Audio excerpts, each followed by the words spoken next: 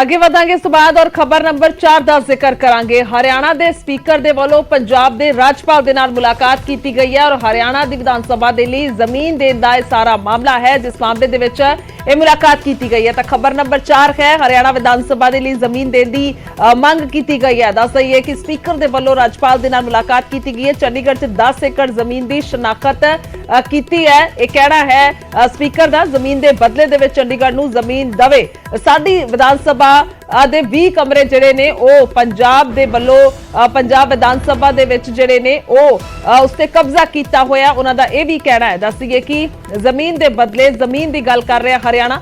Panchkula sector 7 ਸਥਿਤ Mansa Devi complex ਦੇ ਵਿੱਚ ਜ਼ਮੀਨ ਦੇਵਾਂਗੇ, ਉਹਨਾਂ ਦਾ ਕਹਿਣਾ ਹੈ। ਗਿਆਨਚੰਦ ਗੁਪਤਾ ਦੇ ਵੱਲੋਂ ਸਪੀਕਰ ਦੇ ਵੱਲੋਂ ਪੰਜਾਬ ਤੇ ਵੱਡਾ ਹਮਲਾ ਵੀ ਕੀਤਾ ਗਿਆ ਕਿ ਹਰਿਆਣਾ ਵਿਧਾਨ ਸਭਾ ਦੇ ਜਿਹੜੇ 20 ਕਮਰੇ ਨੇ ਉਸ ਤੇ ਪੰਜਾਬ ਦਾ ਕਬਜ਼ਾ ਹੈ, ਤਾਂ ਜਲਦ ਕਬਜ਼ਾ ਛੁਡਵਾਉਣ ਦੇ ਲਈ ਪੰਜਾਬ ਦੇ ਸਪੀਕਰ ਨੂੰ ਮਿਲਾਂਗੇ, ਤਾਂ ਇਹ ਵੀ ਉਹਨਾਂ ਨੇ ਕਿਹਾ ਹੈ। ਤਾਂ ਦੱਸ ਦਈਏ ਕਿ ਮੁਲਾਕਾਤ ਹੋਈ ਹੈ ਔਰ ਇਹ ਸਾਰਾ ਮਸਲਾ ਵਿਧਾਨ ਸਭਾ ਦੀ ਜ਼ਮੀਨ ਲੈਣ ਦਾ ਹੈ ਹਰਿਆਣਾ ਦੇ ਵੱਲੋਂ, ਪਰ ਉੱਥੇ ਹੀ ਅਕਾਲੀ ਦਲ ਨੇ ਵੀ ਇਸ ਦਾ ਵਿਰੋਧ ਕੀਤਾ ਸੀ। जो पत्र हरियाणा सरकार के चीफ सेक्रेटरी साहब ने चंडीगढ़ प्रशासन को लिखा था, उसके बारे में ही मैंने आदरणीय पंजाब के राज्यपाल और जो चंडीगढ़ के प्रशासक भी हैं उनसे निवेदन किया है कि उस बारे में जल्दी कोई कार्रवाई की जाए, और क्योंकि जो हमारी हरियाणा विधानसभा की मुश्किलें हैं उनका समाधान हो सके। जो जमीन है वो मध्य मार्ग के ऊपर है, तो उसकी एवज में हरियाणा ने भी जमीन देनी थी, तो वो जमीन चिन्हित कर ली गई है। हाँ, वो सारी जमीन चिन्हित करके उसका नक्शा वगैरह हमने सबमिट कर दिया। वो जमीन कहाँ दे रहे हैं? वो बिल्कुल चंडीगढ़ के एडजॉइनिंग है, चंडीगढ़ के साथ ही लगती है। गवर्नर साहब की तरफ से क्या आश्वासन आपको मिला? उन्होंने ਜਾਂ ਹੁਣ ਚੰਡੀਗੜ੍ਹ ਦੇ ਮੁੱਦੇ ਤੇ ਜੋ ਤੁਸੀਂ ਕਰ ਰਹੇ ਹੋ ਵਿਧਾਨ ਸਭਾ ਦੇ, ਇਹ ਬਹੁਤ ਪੰਜਾਬ 'ਚ ਅੱਗ ਲਾਉਣ ਦਾ, ਪੰਜਾਬ ਦੇ ਮਾਹੌਲ ਖਰਾਬ ਕਰਨ ਲਈ ਤੁਸੀਂ ਜ਼ਿੰਮੇਵਾਰ ਹੋਵੋਗੇ ਔਰ ਅਸੀਂ ਸ਼੍ਰੋਮਣੀ ਅਕਾਲੀ ਦਲ ਇਹਦਾ ਡਟ ਕੇ ਵਿਰੋਧ ਕਰਾਂਗੇ। ਜੇ ਵੱਖਰੀ ਵਿਧਾਨ ਸਭਾ ਲਈ ਜ਼ਮੀਨ ਦਿੱਤੀ ਅਸੀਂ ਧਰਨਾ ਵੀ ਲਾਵਾਂਗੇ, ਵਿਧਾਨ ਸਭਾ ਨਹੀਂ ਬਣਨ ਦੇਵਾਂਗੇ, ਭਾਵੇਂ ਸਾਡੀ ਪੂਰਾ ਜਿਹੜਾ ਮਰਜ਼ੀ ਪਰਚਾ ਦੇ ਦਿਓ, ਫਿਰ ਇਹਦਾ ਵਿਰੋਧ ਹੀ ਚੱਲੂ ਔਰ ਡੇਲੀ ਵਿਰੋਧ ਚੱਲੂ। ਮੈਂ ਹੈਰਾਨ ਆ ਕਿ ਇਹਨਾਂ ਗੱਲਾਂ ਨੂੰ ਕਰਕੇ ਕੀ ਪੰਜਾਬ ਦੇ ਮਾਹੌਲ ਨੂੰ ਅੱਗ ਲਾਉਣ ਦੀ ਕੋਸ਼ਿਸ਼ ਕੀਤੀ ਜਾ ਰਹੀ ਹੈ। ਇਹ ਤੋਂ ਗੁਰੇਜ਼ ਕੀਤਾ ਜਾਵੇ। ਸਿਆਣੇ ਬੰਦੇ ਨੇ, ਜ਼ਿੰਮੇਵਾਰ ਅਹੁਦੇ ਤੇ ਬੈਠੇ ਆ। ਮੈਂ ਆਸ ਕਰਦਾ, ਉਮੀਦ ਕਰਦਾ ਕਿ ਇਸ ਮੁੱਦੇ ਦੀ ਗੰਭੀਰਤਾ ਨੂੰ, ਸੈਂਸਿਟੀਵਿਟੀ ਨੂੰ ਸਮਝਣ, ਇਹਦੇ ਨਾਲ ਇਹ ਹਾਲਾਤ ਨਾ ਖਰਾਬ ਕਰੋ ਜਿਹੜੇ ਅਕਾਲੀ ਦਲ ਦਾ ਕਹਿਣਾ ਹੈ ਕਿ ਉਹਨਾਂ ਦੇ ਵੱਲੋਂ ਡਟ ਕੇ ਵਿਰੋਧ ਕੀਤਾ ਜਾਏਗਾ ਜੇਕਰ ਜ਼ਮੀਨ ਦਿੱਤੀ ਗਈ। ਤਾਂ ਅੰਕਿਤ ਦੁਦਾਨੀ फोन लाइन पे ने ज्यादा जानकारी दे ली। अंकित, क्या कुछ जानकारी, क्योंकि इससे पहले जिक्र हुआ था लेकिन आज जमीन को लेकर मुलाकात हुई है। हालांकि दूसरी तरफ बात की जाए तो विपक्ष अकाली दल की ओर से इसका विरोध किया जा रहा है। बिल्कुल, हरियाणा विधानसभा के जो अध्यक्ष हैं वो ज्ञानचंद गुप्ता है और उन्होंने आज बनवारी लाल पुरोहित से मुलाकात की है और जल्द से जल्द जो जमीन चिन्हित कर ली गई है, मध्य मार्ग के ऊपर वो जमीन है, जो रेलवे लाइट है उससे IT पार्क की तरफ जो रोड मुड़ता है वहां वो जमीन है, कॉर्नर की जमीन है, 10 एकड़ जमीन चिन्हित कर ली गई है। उसको जल्द से जल्द हरियाणा को सौंपा जाए जिससे कि हरियाणा का नया विधानसभा भवन बन सके।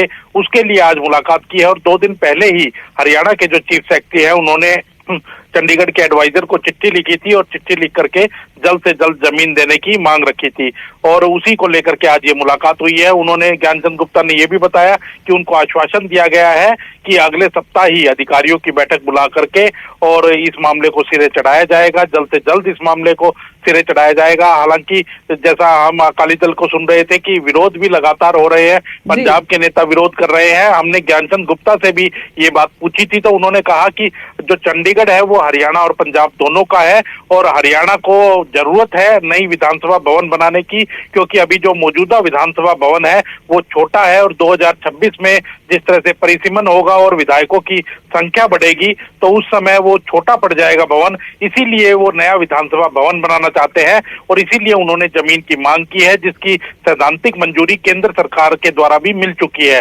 तो कहीं ना कहीं, और उन्होंने ये कहा कि अगर पंजाब चाहे तो वो भी जमीन की मांग कर सकता है चंडीगढ़ यूटी से, और अपना अलग विधानसभा भवन बनाना चाहे तो बना सकता है, जिसकी तरह की हमने देखा था कि भगवंत मान ने भी कहा था कि हम भी जमीन अलग लेंगे।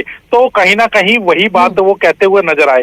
तो अब देखना होगा कि कब तक ये जमीन चंडीगढ़ प्रशासन जो है वो हरियाणा को ट्रांसफर करता है और नई विधानसभा भवन बनाने का रास्ता साफ होता है। जी ठीक है, शुक्रिया तमाम जानकारी के लिए अंकित।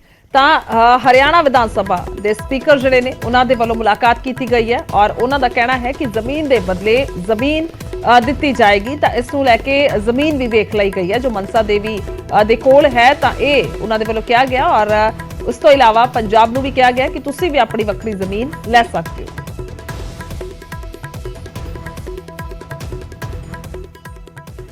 ਅੱਗੇ ਵਧਾਂਗੇ ਤਾਂ ਉਧਰ ਪੰਜਾਬ ਦੀ ਕਾਨੂੰਨ ਵਿਵਸਥਾ ਤੇ ਅਕਾਲੀ ਦਲ ਨੇ ਸਵਾਲ ਚੁੱਕੇ ਨੇ। ਦੱਸ ਦਈਏ ਕਿ ਵਿਕਰਮ ਮਜੀਠੀਆ ਦੇ ਵੱਲੋਂ ਸਵਾਲ ਚੁੱਕੇ ਗਏ ਨੇ ਔਰ ਕਿਹਾ ਗਿਆ ਹੈ ਕਿ ਪੰਜਾਬ ਦੇ ਵਿੱਚ ਕ੍ਰਾਈਮ ਦਾ ਅੱਡਾ ਬਣਾਇਆ ਹੋਇਆ। ਤਾਂ ਇਸ ਤਰੀਕੇ ਦੇ ਨਾਲ ਉਹਨਾਂ ਨੇ ਸਵਾਲ ਚੁੱਕੇ ਨੇ, ਕਾਨੂੰਨ ਵਿਵਸਥਾ ਨੂੰ ਲੈ ਕੇ ਸਵਾਲ ਚੁੱਕੇ ਨੇ। ਤਾਂ ਤੀਸਰੀ ਖਬਰ ਹੈ, ਤੀਜੀ ਵੱਡੀ ਖਬਰ ਹੈ ਮਜੀਠੀਆ ਦਾ ਪੰਜਾਬ ਸਰਕਾਰ ਤੇ ਇਹ ਵੱਡਾ ਹਮਲਾ ਸਾਹਮਣੇ ਆਇਆ। ਉਹਨਾਂ ਦਾ ਕਹਿਣਾ ਹੈ ਕਿ ਕ੍ਰਾਈਮ ਦਾ ਅੱਡਾ ਸੀਐਮ ਮਾਨ ਦੀ ਅਗਵਾਈ ਦੇ ਵਿੱਚ ਚੱਲ ਰਿਹਾ। ਤਾਂ ਉਹਨਾਂ ਨੇ ਇੱਥੋਂ ਤੱਕ ਕਹਿ ਦਿੱਤਾ ਪੰਜਾਬ ਦੀਆਂ ਜੇਲ੍ਹਾਂ ਤੋਂ ਵੀ ਲਗਾਤਾਰ ਮੋਬਾਈਲ ਜਿਹੜੇ ਨੇ ਉਹ ਬਰਾਮਦ ਹੋ ਰਹੇ ਨੇ। ਤਾਂ ਮਾਰਚ ਤੋਂ ਹੁਣ ਤੱਕ 2500 ਮੋਬਾਈਲਾਂ ਦੀ ਬਰਾਮਦਗੀ ਦਾ ਉਹਨਾਂ ਨੇ ਬਕਾਇਦਾ ਡਾਟਾ ਦਿੱਤਾ ਹੈ। ਸੋ ਦੱਸ ਦਈਏ ਕਿ ਲਗਾਤਾਰ ਮੋਬਾਈਲਾਂ ਦੀ ਬਰਾਮਦਗੀ ਹੋ ਰਹੀ ਹੈ। ਤਾਂ ਉੱਥੇ ਹੀ ਅਕਾਲੀ ਦਲ ਦੇ ਵੱਲੋਂ ਇਸ ਡਾਟੇ ਨੂੰ ਲੈ ਕੇ ਆਧਾਰ ਬਣਾਇਆ ਗਿਆ। ਤਾਂ ਇਹ ਇਲਜ਼ਾਮ ਲਗਾਏ ਗਏ ਨੇ ਕਿ ਕਿਸ ਤਰੀਕੇ ਦੇ ਨਾਲ ਜੇਲ੍ਹਾਂ 'ਚ ਬੈਠ ਕੇ ਇਹ ਸਭ ਚੱਲ ਰਿਹਾ ਹੈ, ਕ੍ਰਾਈਮ ਚੱਲ ਰਿਹਾ। ਤਾਂ ਕ੍ਰਾਈਮ ਦਾ ਅੱਡਾ ਤੱਕ ਕਹਿੰਦੇ ਹੋਏ ਨਜ਼ਰ ਆਏ ਨੇ। ਉਹਨਾਂ ਦਾ ਕਹਿਣਾ ਹੈ ਕਿ ਸੀਐਮ ਮਾਨ ਦੀ ਅਗਵਾਈ ਦੇ ਵਿੱਚ ਕ੍ਰਾਈਮ ਦਾ ਅੱਡਾ ਚੱਲ ਰਿਹਾ। ਦੱਸ ਦਈਏ ਕਿ ਦੂਸਰੇ ਪਾਸੇ ਜੇਕਰ ਆਮ ਆਦਮੀ ਪਾਰਟੀ ਦਾ ਜ਼ਿਕਰ ਕਰਦੇ ਹਾਂ ਤਾਂ ਉਹਨਾਂ ਦੇ ਵੱਲੋਂ ਕਹਿਣਾ ਹੈ ਕਿ ਸਰਚ ਆਪਰੇਸ਼ਨ ਚੱਲ ਰਹੇ ਨੇ ਤਾਂ ਇਸ ਕਰਕੇ ਮੋਬਾਈਲ ਬਰਾਮਦ ਹੋ ਰਹੇ ਨੇ। ਪਰ ਵਿਕਰਮ ਮਜੀਠੀਆ ਦਾ ਆਮ ਆਦਮੀ ਪਾਰਟੀ ਦੀ ਸਰਕਾਰ ਤੇ ਨਿਸ਼ਾਨਾ। ਪੰਜਾਬ ਦੇ ਵਿੱਚ ਲਾਅ ਆਰਡਰ ਦੀ ਸਥਿਤੀ ਵਿਗੜੂਗੀ ਤੇ ਕੇਂਦਰ ਉਸ ਦੇ ਉੱਪਰ ਧਿਆਨ ਦੇਊਗੀ ਔਰ ਪਲੱਸ ਨਹੀਂ ਵਿਗੜ ਹੀ ਗਈ ਆ ਜੀ।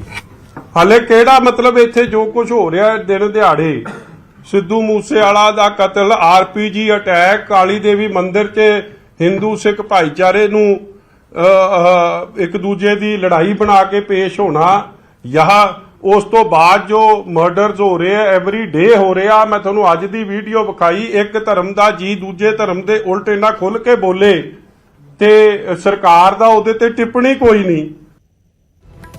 ਅੱਗੇ ਵਧਾਂਗੇ ਤਾਂ ਖਬਰ ਨੰਬਰ 2 ਦਾ ਜ਼ਿਕਰ ਕਰਾਂਗੇ। ਫਰੀਦਕੋਟ ਦੇ ਵਿੱਚ ਮਰਨ ਵਰਤੇ ਬੈਠੇ ਨੇ ਕਿਸਾਨ ਆਗੂ ਡੱਲੇਵਾਲ, ਜਗਜੀਤ ਡੱਲੇਵਾਲ ਮਰਨ ਵਰਤੇ ਬੈਠ ਚੁੱਕੇ ਨੇ। ਸੀਐਮ ਨੂੰ ਫੰਡਾਂ ਦੀ ਜਾਂਚ ਕਰਨ ਦੀ ਚੁਣੌਤੀ ਦੇ ਦਿੱਤੀ ਹੈ। ਦੱਸਦੀ ਕਿ ਕੱਲ ਜੋ ਬਿਆਨ ਦਿੱਤਾ ਸੀ ਸੀਐਮ ਨੇ ਉਸ ਤੋਂ ਬਾਅਦ ਤਲਖੀ ਕਿਸਾਨਾਂ ਦੇ ਵਿੱਚ ਨਜ਼ਰ ਆ ਰਹੀ ਹੈ। ਤਾਂ ਉਹਨਾਂ ਦੇ ਵੱਲੋਂ ਇਹ ਬਿਆਨ ਜਿਹੜੇ ਨੇ ਉਹ ਸਾਹਮਣੇ ਆਏ ਨੇ। ਤਾਂ ਦੱਸਦੀ ਕਿ ਫਰੀਦਕੋਟ ਦੇ ਵਿੱਚ ਮੌਜੂਦ ਸਨ ਡੱਲੇਵਾਲ, ਜਿਨ੍ਹਾਂ ਦਾ ਕਹਿਣਾ ਹੈ ਕਿ ਜਿਹੜੇ ਰਾਹ ਤੇ ਦਿੱਲੀ ਚੱਲੀ ਸੀ ਤਾਂ ਉਸੇ ਰਾਹ ਤੇ ਹੁਣ ਸੀਐਮ ਆ ਚੁੱਕੇ ਨੇ, ਪਰ ਉਹਨਾਂ ਦੇ ਵੱਲੋਂ ਨੋਟੀਫਿਕੇਸ਼ਨ ਜਾਰੀ ਨਾ ਹੋਣ ਤੱਕ ਧਰਨਾ ਚੱਲਦਾ ਰਹੇਗਾ। ਯਾਨੀ ਕਿ ਜਿਹੜੀਆਂ ਮੰਗਾਂ ਮੰਨੀਆਂ ਹੋਈਆਂ ਨੇ ਉਹ ਲਾਗੂ ਕੀਤੀਆਂ ਜਾਣ, ਉਸੇ ਹੀ ਮੰਗ ਤੇ ਅੜੇ ਹੋਏ ਨੇ ਕਿਸਾਨ ਆਗੂ ਔਰ ਉਹਨਾਂ ਦਾ ਕਹਿਣਾ ਹੈ ਕਿ ਉਦੋਂ ਤੱਕ ਇਹ ਧਰਨਾ ਚੱਲਦਾ ਰਹੇਗਾ। ਤਾਂ ਇਸ ਤੋਂ ਇਲਾਵਾ ਵੀ ਪਲਟਵਾਰ ਕਰਦੇ ਹੋਏ ਸਰਕਾਰ ਤੇ ਨਜ਼ਰ ਆਏ ਨੇ ਕਿ ਸੀਐਮ ਮਾਨ ਨੇ ਆਪਣੇ ਵਾਅਦੇ ਕੀਤੇ ਸਨ ਉਸ ਤੇ ਖਰੇ ਨਹੀਂ ਉਤਰੇ। ਸਾਡਾ ਸੰਘਰਸ਼ ਜਾਰੀ ਰਹੇਗਾ ਔਰ ਜਦੋਂ ਤੱਕ ਸਾਰ ਨਹੀਂ ਲਈ ਜਾਂਦੀ ਤਾਂ ਅਸੀਂ ਧਰਨੇ ਲਾਉਣ ਦੇ ਲਈ ਮਜਬੂਰ ਹੋਏ ਹਾਂ। ਸਭ ਤੋਂ ਪਹਿਲੀ ਤਾਂ ਗੱਲ ਹੈ ਜਿਹੜਾ ਉਹਨਾਂ ਨੇ ਇਹ ਕਿਹਾ ਕਿ ਇੱਕ ਰਿਵਾਜ ਬਣ ਗਿਆ। ਸਭ ਤੋਂ ਪਹਿਲਾਂ ਭਗਵੰਤ ਮਾਨ ਨੂੰ ਇਹ ਸੋਚਣਾ ਚਾਹੀਦਾ ਕਿ ਤੁਸੀਂ ਕਿੱਥੋਂ ਨਿਕਲ ਕੇ ਆਏ ਹੋ। ਤੁਸੀਂ ਵੀ ਇਹਨਾਂ ਧਰਨਿਆਂ, ਇਹਨਾਂ ਮੁਜ਼ਾਹਰਿਆਂ, ਇਹਨਾਂ ਲੜਾਈਆਂ, ਇਹਨਾਂ ਅੰਦੋਲਨਾਂ ਚੋਂ ਨਿਕਲ ਕੇ ਆਈ ਇੱਕ ਪਾਰਟੀ ਹੋ। ਤੁਹਾਨੂੰ ਸੋਚਣਾ ਚਾਹੀਦਾ ਹੈ ਕਿ ਤੁਸੀਂ ਫਿਰ ਕਾਹਦੇ ਅਜੇ ਤੁਹਾਡਾ ਅੰਨਾ ਹਜ਼ਾਰੇ ਤੇ ਤੁਹਾਡਾ ਕੇਜਰੀਵਾਲ ਕਾਹਦੇ ਵਾਸਤੇ ਬੈਠਾ ਸੀ ਉੱਥੇ? ਇਹ ਰਿਵਾਜ ਵਾਸਤੇ ਬੈਠਾ ਸੀ। ਲੇਕਿਨ ਤੁਹਾਡਾ ਤੇ ਸਾਡਾ ਫਿਰ ਵੀ ਜ਼ਮੀਨ ਸਮਾਨ ਦਾ ਫਰਕ ਰਹੇਗਾ। ਤੁਸੀਂ ਸੱਤਾ ਵਾਸਤੇ ਬੈਠੇ ਸੀ, ਲੇਕਿਨ ਅਸੀਂ ਲੋਕਾਂ ਦੇ ਹੱਕਾਂ ਲਈ ਤੇ ਮੁੱਦਿਆਂ ਦੇ ਉੱਤੇ ਬੈਠੇ ਹਾਂ। ਇੱਕ ਗੱਲ। ਨੰਬਰ 2 ਜਿਹੜੀ ਉਹ ਗੱਲ ਉਹਨੇ ਕੀਤੀ ਕਿ ਤੁਸੀਂ ਪੈਸੇ ਦੀ ਖਾਤਰ ਇਕੱਠਾ ਕਰਨ ਵਾਸਤੇ ਜਾਂ